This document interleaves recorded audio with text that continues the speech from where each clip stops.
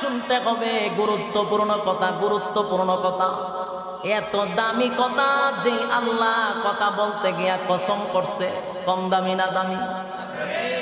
আল্লাহর কথার এমনি দাম, আবার করছে কসম। এখন প্রশ্ন আসতে পারে, আল্লাহ কসম করলেন কেন? কসম করছে আমরা খাসলতের কারণে, আমাদের স্বভাবগত দোষের কারণে কসম করছে। তার কারণ হলো মানুষ জাতি এমন এক জাতি, কসম না করলে কথা গুরুত্ব দেয় না। ঠিক নেই? এমনি যদি কেউ কথা কয়, বিশ্বাস হইতে পারে, না হইতে পারে। যদি কেউ কয় কসম, তখন কয় এই সত্য কথা বলছে, কসম করে বলছে। কসম কিন্তু অনেক ধরনের আছে, কিন্তু কসম শুধু হবে কার নামে?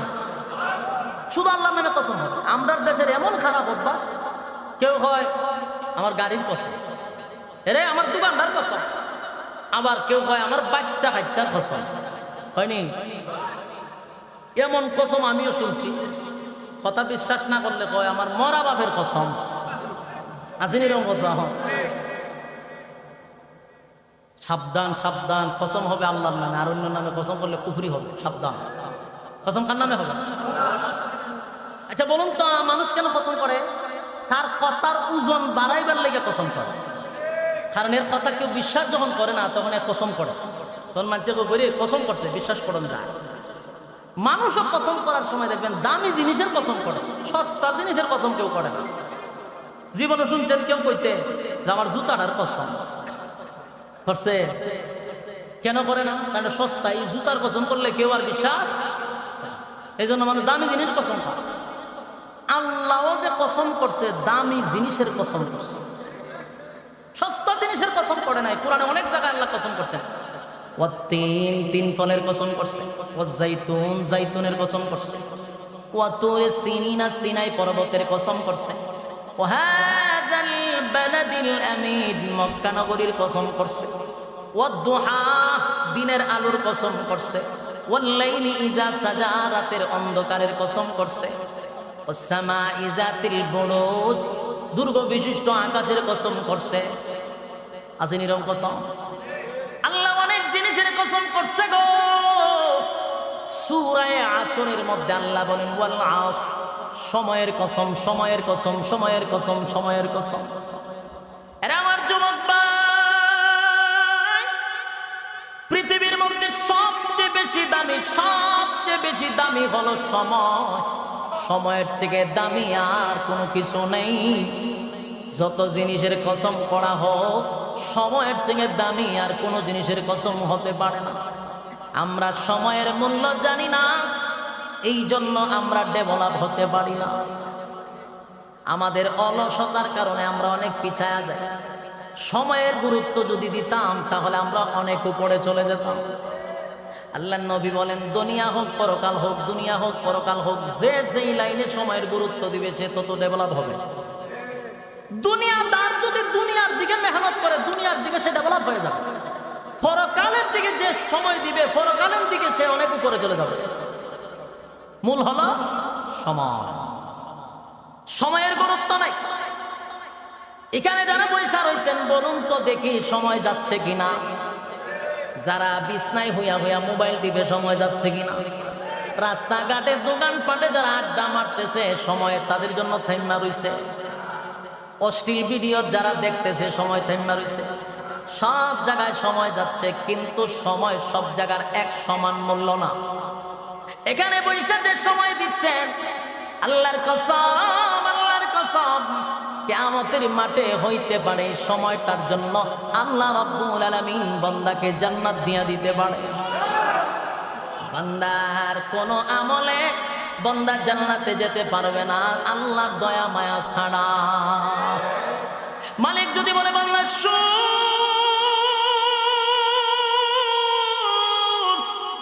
ওই যে তুই মাদ্রাসার মাঠে বৈশা বৈশা গরমের মধ্যে, প্রচন্ড গরমের মধ্যে সময়টুকু আমি আল্লাহর জন্য দিছিলি, কোরআন শোনার জন্য দিছিলি, বান্দারে ওয়াদা দিলাম ওই সময়টুকের কারণে আমি আল্লাহ তোরে দয়া মায়া করে জান্নাত দিছি। এই জন্য আমার যুবক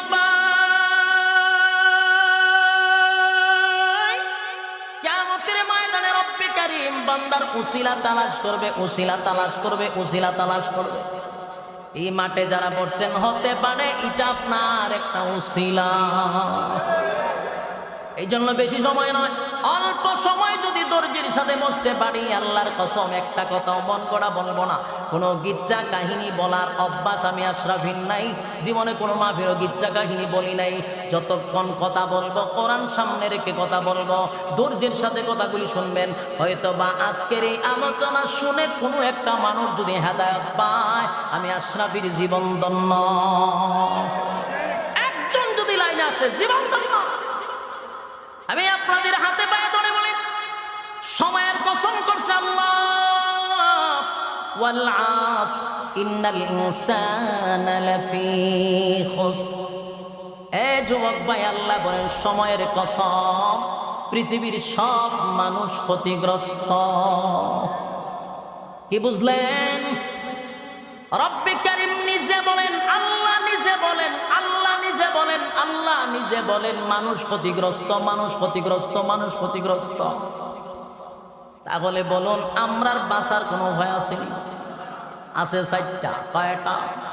এই সূরার মধ্যে আল্লাহ চারটা বিষয় জানায়া দিছে। পৃথিবীর সব মানুষ ক্ষতিগ্রস্ত, কিন্তু চার কাজ করবে যারা তারা ক্ষতিগ্রস্ত না। এখন আপনি আজকে আলোচনায় বসে সিদ্ধান্ত নেন আজকের আলোচনাটা কত গুরুত্বপূর্ণ। আপনি এখনই জানতে পারবেন যে এই চার কাজ করলে আপনি ক্ষতিগ্রস্ত হবেন না। যেখানে আল্লাহ নিজে কসম কইরা বলছে পৃথিবীর সব ক্ষতিগ্রস্ত, চার কাজ যারা করবে এরা ক্ষতিগ্রস্ত না। মানে চার কাজ যদি ওখানে কইয়া দিতে তো আপনি বাড়িতে বেলে জুতা রেডি করে রাখছে, এত তাড়াতাড়ি কইতাছি না, কিছু একটা পর্যায়ে গিয়ে হইতেই কথা তো বক্তব্য আসছে। কিন্তু আল্লাহর কসম, রব্বে কারীম বলেন ওয়াল আসর, সময়ের কসম, সময়ের কসম, ইন্নাল ইনসানা লাফি খুসর, মানুষ ক্ষতিগ্রস্ত, মানুষ ক্ষতির মধ্যে আছে। কে বলছে? আল্লাহ যদি কয় ক্ষতিগ্রস্ত, মানুষ ক্ষতির মধ্যে আছে, বলুন এই কথার মধ্যে কোনো বেজাল আছে? আবার আল্লাহ এই সূরার মধ্যেই জানায়া দিয়েছেন চার কাজ যারা করবে তারা ক্ষতিগ্রস্ত হবে না। আমি আপনাদেরকে চারটা বিষয় জানায়া দিব। এর আগে আসুন সূরাটা আল্লাহ কেন নাজিল করলেন। রব্বে কারীম বলেন মক্কার মানুষ আল্লাহর পয়গম্বরকে বলতে লাগলেন মুহাম্মদ ক্ষতিগ্রস্ত হয়ে গেছে। আর আল্লাহ বলেন ওয়াল আসর, সময়ের কসম। আল্লাহ তো এইভাবে বলতে পারতেন হুজুর এদেরকে বলুন আপনি ক্ষতিগ্রস্ত হন না, এরা ক্ষতিগ্রস্ত, এইভাবে বলেন। আল্লাহ কয় নবী গো, সূরা আসর আপনার কাছে নাজিল করলাম। এই সূরাটা হলো একটা স্কেল, একটা মাপকাঠি, এটা একটা মিটার। বলুন কি মিটার? বুঝেননি? মাপ দেয়, ওজন করে, স্কেল। এই সূরাটা একটা স্কেল। কে ক্ষতিগ্রস্ত আর কে লাভবান, এই সূরাটা হলো একটা স্কেল। আপনার এখানে বসে আজকে মাপ দিতে পারবেন কে ক্ষতিগ্রস্ত আর কে লাভবান। এখানে বসে আপনাদেরকে আমি স্কেল দিয়ে মাপ দিয়ে দিব, প্রত্যেকে মাপ দিয়ে দেখবেন কে ক্ষতিগ্রস্ত আর কে লাভবান ইনশাআল্লাহ। বলুন এমন একটা থার্মোমিটার যদি আপনার দেই, লাভ না ক্ষতি? আজকের মাহফিলে আসার কারণে লাভবান না ক্ষতিগ্রস্ত? এমন একটা স্কেল পাইবেন, হয়তো বা এরকম ভাবে আর কোনো জায়গা শুনেন নাই, কিন্তু আপনার জীবনের ফায়দা হবে যদি স্কেলটা বাড়িতে নিয়ে যান। তাহলে ঘুমাইবার আগে একবার মাপ দিবেন যে দেখি আমি লাভবান না ক্ষতিগ্রস্ত। আপনার মিটারে উঠে যাবে আপনি ক্ষতিগ্রস্ত না লাভবান। সুবহানাল্লাহ। আল্লাহ নিজে বলেন সূরা আসর নাজিল করে আমি মাপকাঠি দিয়া দিছি। রাসূল এদেরকে বলেন এই সূরা দিয়া মাপ দিত। আপনি ক্ষতিগ্রস্ত না তারা ক্ষতিগ্রস্ত, মাপ দিলেই বোঝা যাবে। সুবহানাল্লাহ।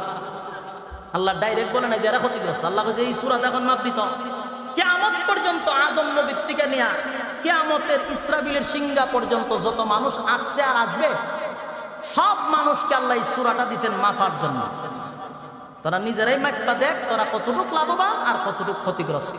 কিন্তু মাপার সিস্টেমটা আমি শিখাই দিতে হবে আপনাদের ইনশাআল্লাহ।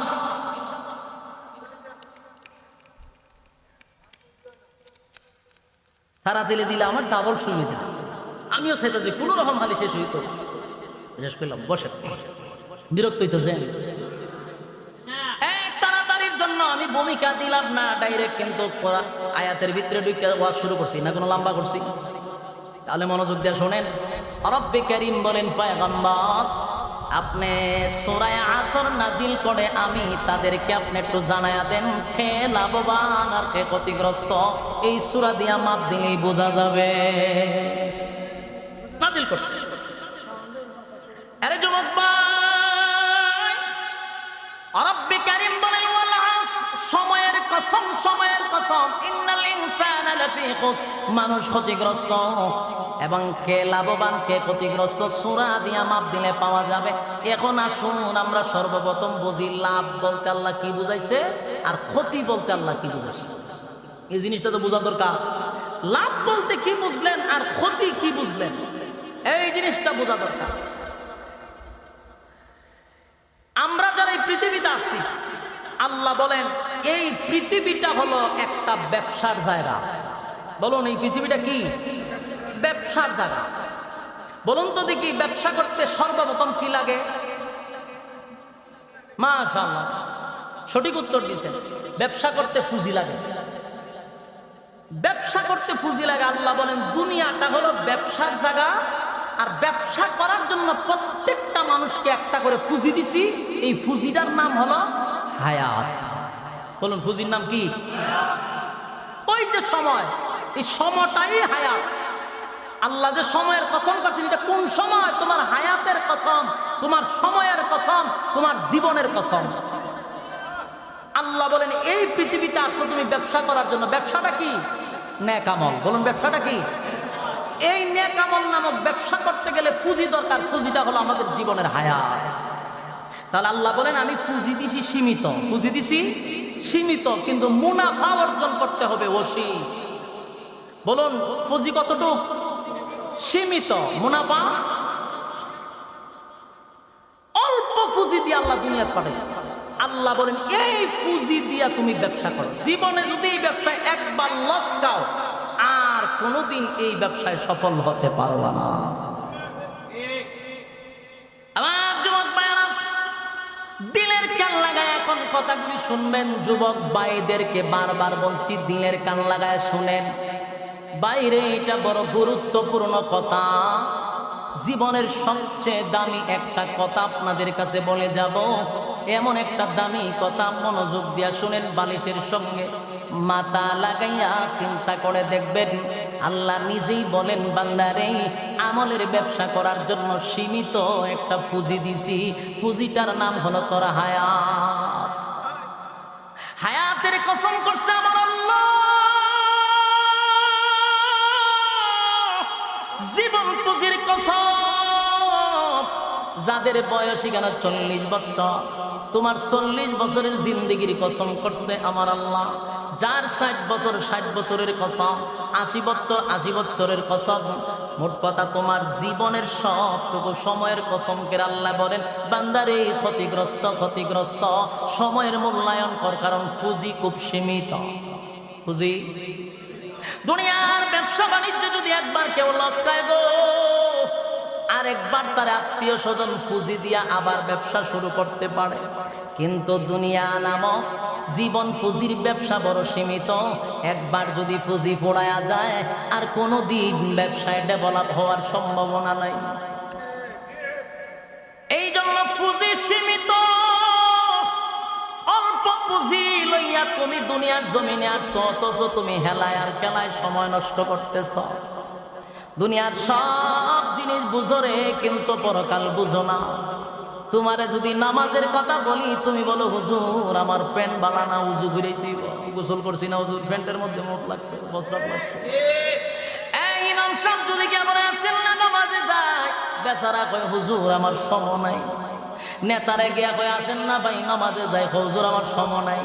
আল্লাহ বলেন বান্দারে দুনিয়ার সব সময় আমি দিলাম, তুই আমারে সময় দিলি না।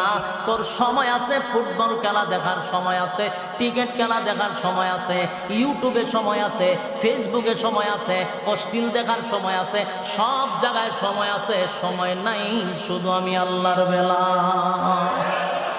আরে যুবক ভাই, রব্বে কারীম হায়াতের কসম করছে গো। আল্লাহ বলেন সময় বড় কম, জীবন পুঁজির কসম অল্প পুঁজি দিয়া পাঠাইছি, অল্প পুঁজি দিয়া যদি আপনি মুনাফা অর্জন বেশি করেন তাহলেই আপনি ব্যবসায় সফল। আর যদি পুঁজি ফুরায়া যায়, আমল সীমিত হয়, বলুন ব্যবসায় লাভবান না ক্ষতিগ্রস্ত? হ্যাঁ, কথা কি বুঝতেছেন? খেয়ে লাভবান আর খেয়ে ক্ষতিগ্রস্ত? মাপ দেন। হায়াত যদি 40 বছর থাকে, নিজে প্রশ্ন করেন 40 বছরের ভিতরে কতটুক আল্লাহর কাম করছি আর কতটুক দুনিয়ার কাম করছি। মাপ দিলেই তো বোঝা যায় 30 বছর গেছে খালি মানুষকে টগানো, কথা হয় না, বাটপারি সিটারি টেন্ডারবাজি আর মানুষ মায়ের দৌড় করে খারে টগায়া খাওয়ান যায়, এইভাবে তোমার জিন্দিগি গেল না। তাহলে আমার জীবন পুঁজির ব্যবসা তো পুঁজি তো শেষ, কিন্তু মুনাফা তো কম। লাভবান না ক্ষতিগ্রস্ত? ক্ষতিগ্রস্ত আর কে লাভবান? যুবক ভাই, যার 50 বছর এখন এই মুহূর্তে একটু মাথা খেলাইয়া প্যান্ডেলের ভিতরে বসে হিসাব করে দেখেন 50 বছরের হায়াতে কতটুক পুঁজি পাইলেন 50 বছর, কিন্তু আপনি মুনাফা কতটুকু অর্জন করছেন, নেক আমল কতটুকু জমাইছেন, আপনি কি ব্যবসায় লাভবান না ক্ষতিগ্রস্ত? সবার মনে মনে জানা, নিজে তো বুঝতে পারতেছেন, কথা হয় না, ব্যবসায় লাভবান না ক্ষতিগ্রস্ত? আল্লাহ রাব্বুল আলামিন বলেন, আগে নবীজি সূরা আসর আপনার কাছে দিলাম, তাদেরকে বলুন জীবন পুঁজি দিলাম সীমিত, এই পুঁজি পাইয়া কতটুকু নেক আমল করছে আর কতটুকু দুনিয়া করছে। মাপ দিলেই তো বোঝা যায় খেয়ে লাভবান আর খেয়ে ক্ষতিগ্রস্ত। আরে যুবক, বাংলা বলেন সময়ের কসম ইন্নাল ইনসানা লাফি খুসর। আল্লাহ বলেন সব মানুষ ক্ষতিগ্রস্ত, কিন্তু আল্লাহ রাব্বুল আলামিন আয়াতের শেষের দিকে বলেন ইল্লাল্লাযীনা আমানু ওয়া আমিলুস সালিহাতি ওয়া তাওয়াসাউ বিল হাক্কি ওয়া তাওয়াসাউ বিস সাবর। আল্লাহ বলেন 4টা কাজ যারা করবে তারা ক্ষতিগ্রস্ত হবে না। প্রথম নাম্বার কথা হলো যারা ঈমান আনবে। 4 নাম্বারের মধ্যে কয় নাম্বার? কি আনতে হবে? কার উপরে? যুবক ভাই, 1 নাম্বার হলো ইল্লাল্লাযীনা আমানু ওয়া আমিলুস সালিহাত। রব্বে কারীম বলেন 1 নাম্বার হলো যারা ঈমান আনবে। কার উপরে? লা ইলাহা ইল্লাল্লাহ, লা ইলাহা ইল্লাল্লাহ, জোরে লা ইলাহা ইল্লাল্লাহ। নেই কোনো মাবুদ আল্লাহ ছাড়া, নেই কোনো মাবুদ আল্লাহ ছাড়া, এক খোদার পর 2 খোদা আর 3 খোদা মোরা কিছু মানি না। বলো লা ইলাহা ইল্লাল্লাহ, ইল্লাল্লাহ, ইল্লাল্লাহ, লা ইলাহা ইল্লাল্লাহ। আল্লাহ ছাড়া কোনো মাবুদ নাই, ঈমান আনতে হবে, এক আল্লাহর উপর ঈমান আনতে হবে। রব্বে কারীম বলেন প্রথম নাম্বারটা হলো ঈমান আনতে হবে আল্লাহর উপরে। 2 নাম্বার হলো বান্দারে নেক আমল করতে হবে। বলুন কি? নেক আমল পুঁজি কম কিন্তু মুনাফা বেশি। অল্প সময়ে নেক আমল করতে হবে, কিন্তু নেক আমলের দ্বারা কেউ জান্নাত পাবে না। নেক আমল করে মানুষ জাহান্নাম থেকে বাঁচার জন্য, ঈমান আনে মানুষ জান্নাতে যাওয়ার জন্য। ঈমানদারকে আল্লাহ জান্নাত দিবে। আমল যদি নাও করে জান্নাত দিবে, ঈমান আনার কারণে জান্নাত দিবে, কিন্তু ওই বান্দাকে আল্লাহ আগুনে ফালাইয়া আগে ফোড়াইয়া সাইর গইয়ার ভরে দিব, সাইরা দিত না। তাই নেক আমল করলে জাহান্নাম থেকে বাঁচতে পারবে। এই জন্য আল্লাহ বলেন নেক আমল করো। প্রথম হলো ঈমান আনো, তারপরে বলেন নেক আমল করো, নেক আমল করো, নেক আমল করো। বান্দারে নেক আমল করলে জাহান্নাম থেকে বাঁচতে পারবি, নেক আমল যদি না করো জাহান্নাম থেকে বাঁচতে পারবি না। জাহান্নাম বড় ভয়ঙ্কর। যদি সহ্য করার ক্ষমতা থাকে তাহলে অশ্লীল কাজ করতে থাকে, মান গড়া জিন্দেগি চালাইতে থাকেন, কোনো অসুবিধা নাই। বেড়াগিরি কতদিন করবেন? বলুন পুঁজি কম না বেশি? আরো জোরে। অল্প পুঁজি দিয়ে কয়দিন বেড়াগিরি করবি? ক্ষমতা ধরে আল্লাহ বলেন আমি সুবায়া মারছি, কথা হয় না। ফেরাউন নাকি কম ক্ষমতার মালিক ছিল, সুবায়া মারছেন। নমরুদ্দা ক্ষমতা দেখাইছে, আমার আল্লাহ ল্যাংরা মশা দিয়ে সাইজ করছে, কথা হয় না। তাহলে তুমি আর কত বড় ক্ষমতা দর হয়ে গেলাম, পুঁজি কিন্তু কম, বন্দা সাবধান হয়ে যা। আজকে দেখ গাজীপুর টঙ্গিপাড়া অথবা এটা কোন জায়গা, কোনাবাড়ির কুরুস্থানে গিয়া দেখ কত বড় বড় নেতা ঘুমায় আছে, কেউ তার কবরের সামনে যায় না রে, কেউ তার খবর নেয় না। দুনিয়ায় টাকা অবস্থা তার, দাফড়ে এলাকার মানুষ কাঁপছে, আজকে কবরের সামনে কেউ যায়নি, কথা কয় না। ওই মানুষটা হয়তো বা বলতে থাকে আমি একটা মানুষ ছিলাম, আমার একটা নাম ছিল, সবার মতো আমার দেহে রক্ত পানি ঘাম ছিল। আমি একটা মানুষ ছিলাম, আমার একটা নাম ছিল, সবার মতো আমার দেহে রক্ত পানি ঘাম ছিল। নাম ধরে কেউ বলছে না, আজ বলছে মরা লাশ। এ মানুষ মরার পরে নাম ধরে ডাকে, কথা হয় না। নিজের সন্তান পর্যন্ত আব্বা বলে ডাক দেয় না গো, সন্তান পর্যন্ত বলে লাশ ঘর থেকে বাহির কর, লাশটা রেখা দিয়াতে তোলো, লাশের জানাজা কখন হবে। নিজের সন্তান পর্যন্ত বাবা বলে ডাক দেয় না, নামটা চেঞ্জ হয়ে যায়, তখন মানুষ বলে লাশ। এই জন্য কবি বলেন লাশ তখন বলতে থাকে আমি একটা মানুষ ছিলাম, আমার একটা নাম ছিল, সবার মতো আমার দেহে রক্ত পানি ঘাম ছিল, সবার মতো আমার দেহে রক্ত পানি ঘাম ছিল। নাম ধরে কেউ বলছে না, আজ বলছে মরা লাশ। নাম ধরে কেউ বলছে না, আজ বলছে মরা লাশ। দাফন হবে জলদি কখন, নইলে সর্বনাশ। এ মানুষ মারা গেলে বলে বেশি সময় রাখতে দেয় না গো, তখন বলে তাড়াতাড়ি দাফন কর, তাড়াতাড়ি দাফন কর, কারণ নাইলে সর্বনাশ হয়ে যাবে। এই জন্য বলেন রাত্রি আমি একটা মানুষ ছিলাম, আমার একটা নাম ছিল, সবার মতো আমার দেহে রক্ত পানি ঘাম ছিল।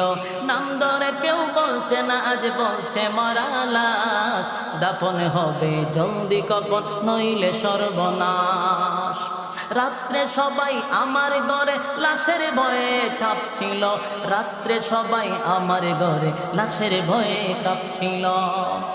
যুবক ভাই খেয়াল করে দেখবেন, যে বেডরুম আপনি সাজাইলেন স্ত্রীর জন্য, যেই বেডরুমে আপনার প্রিয়তমা নিয়ে রাত যাপন করলেন, বাচ্চা কাচ্চা নিয়ে ঘুমাইলেন, আজকে যদি সেই বেডরুমে মারা যান, আল্লাহর কসম আপনার স্ত্রী ওই রাত্রের বেলায় সেই বেডরুমে যায় না, কারণ এই ঘরে লাশ ছিল, ঠিক না বেটি? এই জন্য কবি বলেন রাত্রে সবাই আমার ঘরে লাশের ভয়ে কাঁপছিল, রাত্রে সবাই আমার ঘরে লাশের ভয়ে কাঁপছিল।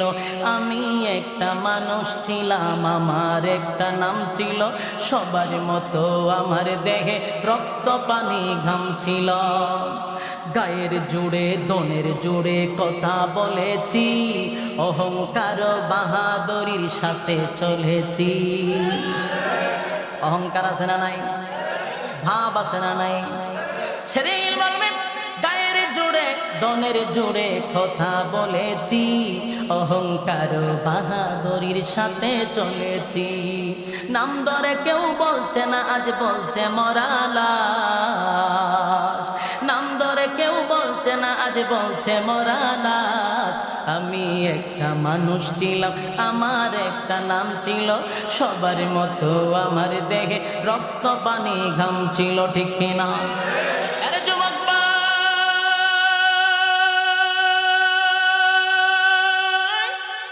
রাত্রের বেলায় আপনার ঘরে কেউ যায় না, রাত্রের বেলায় এই ঘরের ভিতরে লাশ ছিল। কত ক্ষমতা আপনি দেখাইলেন, আজকের বেড়াগিরি আপনার শেষ। যেই ফুজি আল্লাহ দিছিল ফুজি শেষ, মুনাফা অসীম হওয়ার কথা ছিল, মুনাফা জিরো। আল্লাহ বলেন বান্দারে তোর জীবন পুঁজির ব্যবসায় তুই ক্ষতিগ্রস্ত, লাভবান হইতে পারস নাই। আল্লাহ রাব্বুল আলামিন সূরা আসর নাযিল করে জানায়া দিয়েছেন কে লাভবান কে ক্ষতিগ্রস্ত, কে লাভবান কে ক্ষতিগ্রস্ত। এই সূরাটা হলো একটা মাপকাঠি। বান্দা তোরে জীবন পুঁজি দিলাম, তোরে সীমিত একটা আয়ু দিলাম, এই যে হায়াত নামক জীবনটা এটা আমরা পুঁজি। আল্লাহ বলেন অল্প পুঁজিতে ব্যবসা করতে হবে অনেক। যদি কেউ পুঁজি শেষ হওয়ার আগে ব্যবসায় লস খায়, বান্দা তুই ক্ষতিগ্রস্ত। এই জন্য আল্লাহ বলেন প্রথম নাম্বার হলো ঈমান, দুই নাম্বার হলো নেক আমল, নেক আমল, নেক আমল, নেক আমল। এরপর আল্লাহ বলেন ইল্লাল্লাযীনা আমানু ওয়া আমিলুস সালিহাতি ওয়া তাওয়াসাউ বিল হাক্কি ওয়া তাওয়াসাউ বিস সাবর। আল্লাহ বলেন দুই নাম্বার গেল নেক আমল, তিন নাম্বার হলো হক কথা ওয়াজ করা। তিন নাম্বার কি? কথা বল না, হক কথা বলা তিতা না মিঠা? কথা হয় না, হক কথা তিতারে, এটা মজা লাগে না। আসমানের উপরের ওয়াজ করলে হুজুর বড় বালা, জমিনের নিচে ওয়াজ করলে হুজুর বালা। কিন্তু মাঝখানের ওয়াজ করলে হয় হুজুর তো রাজনীতি করে। যুবক ভাই, শুধু আসমান আর জমিনের নিচের ওয়াজ করে কোনো ফায়দা হবে না। এই জমিনের মানুষকে যদি আপনি জান্নাতে নিতে চান, তাহলে প্রেক্ষাপট নিয়ে কথা বলা দরকার। কারণ এখন সোশ্যাল মিডিয়ায় কোন প্রেক্ষাপটে মানুষ চলতেছে বোঝা দরকার আছে না? আগে গিবত করতো শ্বাস করলে বইয়া, এক কাপ চা খাইতো আর 14 গোষ্ঠী উদ্ধার করতো। বাস্তব না বাস্তব? এখন কি আর শ্বাস করলে বইয়া গিবত করা লাগে? এখন ফেসবুকে ঢুকে ডুইকা ফেসবুকের ভিতরে লেফের তোলে হইয়া হইয়া 14 গোষ্ঠী উদ্ধার করে ছেড়া দিয়েছে। তাহলে সিস্টেম পাল্টাইছে নি? আগে গিবত চলতো শ্বাস তোলে, এখন গিবত চলে পালঙ্গের উপরে, খাটের উপরে, লেফের তোলে শুইয়া। সিস্টেম পাল্টাইলো নি? 14 গোষ্ঠী উদ্ধার করতেছে, আপনি কইতেও পারেন না। কমেন্টের বন্যা বইতেছে। বাস্তব না বাস্তব? এই জন্য প্রেক্ষাপট নিয়ে কথা বলা দরকার। যুবক ভাইরা আল্লাহ নিজে বলতেছেন 3 নাম্বার হলো হক কথাগুলি মানুষের কাছে শোনায়া দাও। কিন্তু হক কথা বড় তিতা, সবার কাছে মজা লাগে না। এই জন্য আল্লাহ বলছেন মজা লাগুক বা না লাগুক, কিন্তু হক কথা বলার দরকার আছে না নাই? হক কথা বললে মাঠে ময়দানে আর বেশি দিন বক্তারে ভাবা যায় না। এরা আমার যুবক ভাই, আল্লাহ বলেন হক কথা বলতে হবে। হক কথা মানে ওয়াজ করতে হবে, নসিহত করতে হবে। আমি আপনাদের সামনে বসে ওয়াজ করতেছি, এটাও একটা ওয়াজ। আবার কেউ গাড়ি লইয়া মসজিদে যায়, এটাও ওয়াজ। কথা কয় না? এটা ওয়াজ। আবার উস্তাদরা ছাত্র সামনে নিয়ে কিতাব পড়াচ্ছে, এটাও ওয়াজ। কথা হয় না? এটাও ওয়াজ। খালি বইয়া ওয়াজ করলে ওয়াজ? সব জায়গায় দিনের খেদমত হচ্ছে। আল্লাহ বলেন হক কথাগুলি মানুষের কানে পৌঁছায়া দাও। তাহলে কয় নাম্বার পাইলাম? 3 নাম্বার হলো, 3 নাম্বার হলো হক কথা বলা। 4 নাম্বার হলো ওয়া তাওয়াসাউ বিল হাক্কি ওয়া তাওয়াসাউ বিস সাবর। আল্লাহ বলেন 4 নাম্বার হলো ধৈর্য। 4 নাম্বার কি? ধৈর্য ধারণ করো, সবর করো। সবর যদি না করো কামিয়াব হতে পারবা না। ধৈর্য যার আছে আল্লাহ কামিয়াবি তারে করে। কথা হয় না? যুবক ভাই, আমি জানি প্রচন্ড গরমে আপনারা কষ্ট পাচ্ছেন, তাই 1 নাম্বার হলো ঈমান আনতে হবে কার উপরে। 2 নাম্বার নেক আমল করতে হবে। 3 নাম্বার হলো হক কথা বলতে হবে। 4 নাম্বার হলো ধৈর্য ধারণ করতে হবে। যুবক ভাই, রব্বি কারীম বলেন ওয়াল আসর, সময়ের কসম, সময়ের কসম, ইন্নাল ইনসানা লাফি খুসর। মানুষ ক্ষতিগ্রস্ত, মানুষ ক্ষতিগ্রস্ত, মানুষ ক্ষতিগ্রস্ত। কিন্তু 4টা কাজ যারা করবে রে, তারা ক্ষতিগ্রস্ত হবে না। ঈমান আনবে যারা, নেক আমল করবে তারা, হক কথা বলবে যারা, ধৈর্য ধারণ করবে তারা, তারা কোনোদিন ক্ষতিগ্রস্ত হবে না। আমার যুবক ভাই, শেষ একটা মাপকাঠি হলো, বলে হুজুর আমরা স্কেলটা দিয়া দেন, কেমনে মাপ দিব?